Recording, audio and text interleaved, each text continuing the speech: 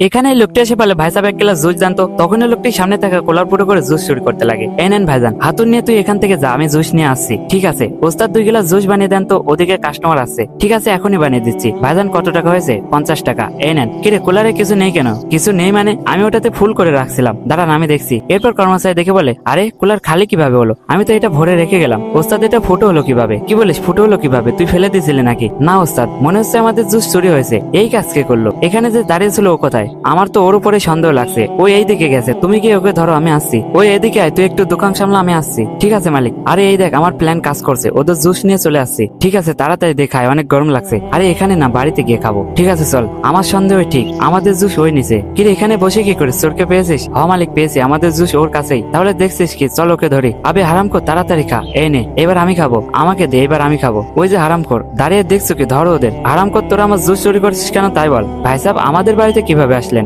আসেন এখানে বসেন, আপনাদের খেদমত করি। না ভাইজান আমরাই আপনাদের খেদমত করে দেই, চলবে মার একে।